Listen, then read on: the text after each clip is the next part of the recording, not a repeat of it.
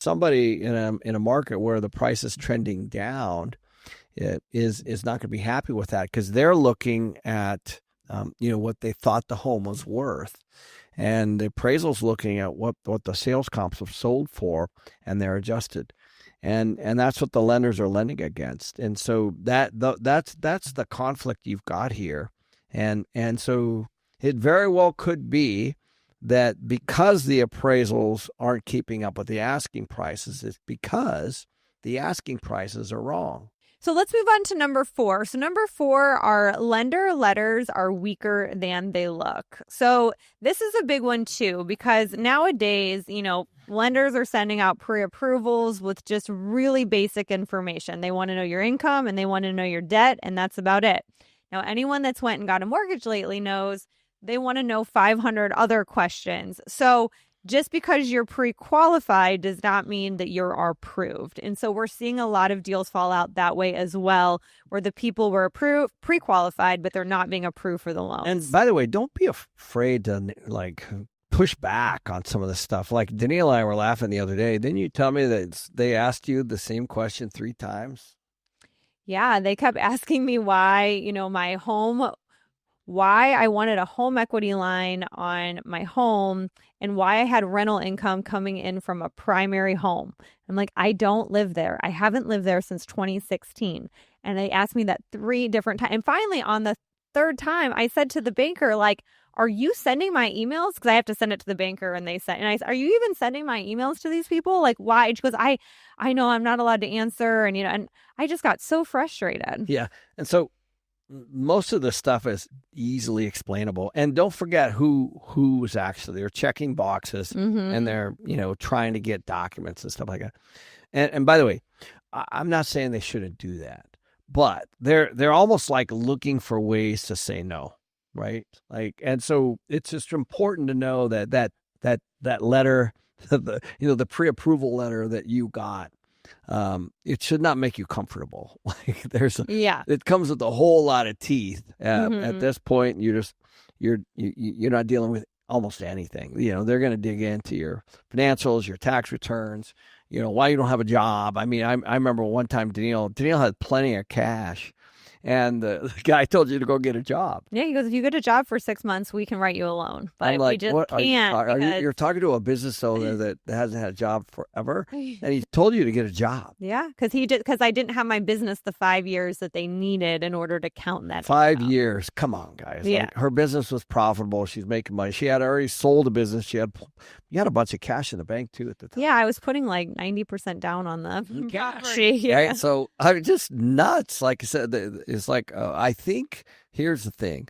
If we could somehow just get them common sense hats and just pass those hats around, seriously, it's ridiculous, the boxes that are being checked. So the point is, don't rely on that pre-approval letter. And even no matter how strong you are, it's just, they just keep asking. To me, they ask all the wrong questions. I don't even know. It's nuts. Yeah, and you do too when you're taking an offer from someone. I'm having my sellers look at that, right? If somebody's only putting 3% down, I mean, that's a really weak offer, because are they going to be approved is really the question. And if they're not approved, can they put down more?